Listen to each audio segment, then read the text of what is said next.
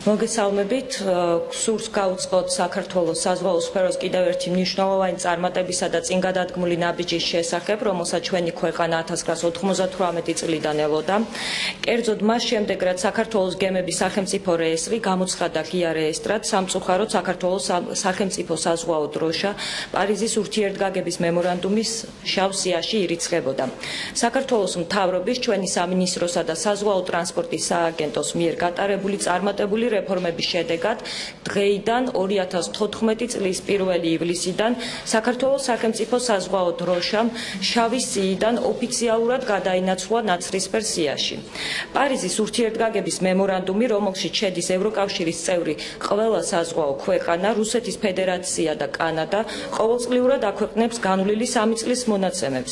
კერძოდ ჯამდება 3 წლის განმავლობაში თითოეული ქვეყნის დროშის ქვეშ მცურავი გემების ინსპექტირებისა და დაკავებების შედეგები, რის საფუძველზეც სხვადასხვა ქვეყნის სახელმწიფო დროშა ხვდება შავ, ნაცრისფერ ან თეთრ სიაში.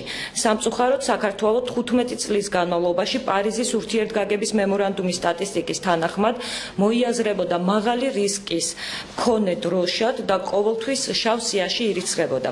აღნიშნული პრობლემის გადაჭრის მიზნით საქართველოს მთავრობის ხელშეწყობით საზღვაო ტრანსპორტის სააგენტოს მიერ გატარდა არაერთი მნიშვნელოვანი ღონისძიება, გამკაცრდა ტექნიკური ზედამხედველობა საქართველოს დროშის ქვეშ რეგისტრირებულ გემებზე, საქართველოს კანონმდებლობა შესაბამისობაში მოვიდა ევროპულ სტანდარტებთან, გაუმჯობესდა საქართველოს გემების სახელმწიფო რეესტრის მომსახურების პირობები, შემცირდა ტარიფები და ასე შემდეგ. წელს თავიდან განხორციელდა 75 ქვეყნის სტატისტიკის გადახედვა და შედეგად საქართველო 1998 წლის შემდეგ პირველად აღმოჩნდა ნაცრისფერ სიაში.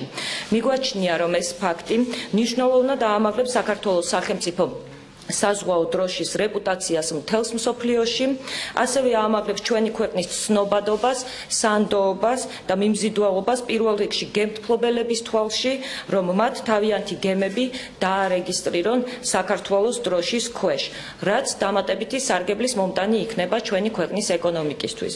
ვულოცავთ მთელ საქართველოს და განსაკუთრებით საზღვაო სფეროს წარმომადგენლებს ამ მართლაც მნიშვნელოვან მოვლენას და ვუსურვებთ მათ წარმატებებს.